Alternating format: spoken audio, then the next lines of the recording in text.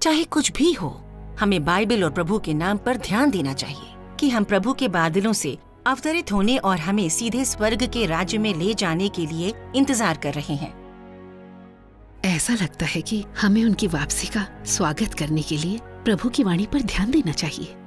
हमने अब तक इंतजार किया, लेकिन प्रभु अभी भी नहीं आए हैं। हो क्या रहा है?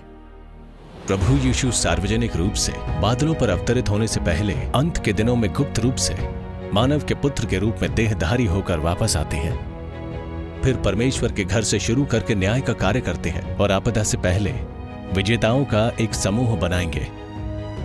इसलिए मैं केवल उस प्रभु यीशु में विश्वास करता हूँ जो बादलों के साथ अवतरित होंगे। आमीन।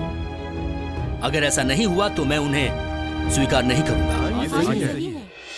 प्रभु यीशु ने कहा था कि वो वापस आएंगे और इस बारे में कई वचन कहे थे, लेकिन आप केवल उस भविष्यवाणी को पकड़े हैं कि प्रभु बादलों के साथ अवतरित होंगे।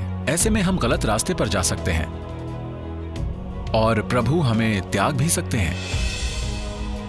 सर्वशक्तिमान परमेश्वर कहते हैं, जो लोग सत्य को स्वीकार नहीं करते मगर अंधों की तरह यीशु के श्वेत बादलों पर आगमन का इंतजार करते हैं, निश्चित रूप से पवित्र आत्मा के विरोध में ईश निंदा करेंगे। और ये वो प्रजातियां हैं जो नष्ट कर दी जाएंगी। जब तक हम बाइबल की बातों पर टिके रहते हैं, प्रभु के आगमन पर हमें स्वर्ग के राज्य में ले जाया जाएगा। प्रभु में विश्वास करना, बाइबल में विश्वास करना है। बाइबल में विश्वास करना, प्रभु में विश्वास करना है। बाइबल से दूर जाने का मतलब है प्रभु में विश्वास नहीं करना। बाइबल परमेश्वर और उनके कार्यों की जगह ले सकती है क्या? बिल्कुल नहीं। परमेश्वर ज्यादा बड़े हैं या फिर बाइबल? क्या परमेश्वर लोगों को बचाते हैं या बाइबल लोगों को बचाती है? हमें पादरियों और एल्डर्स का कहना मानना होगा। जो बाइबल में नहीं है हम उसे स्वीकार नहीं कर सकते। अगर हम सिर्फ बाइबल को मानते हैं तो हम गलत नहीं जा सकते।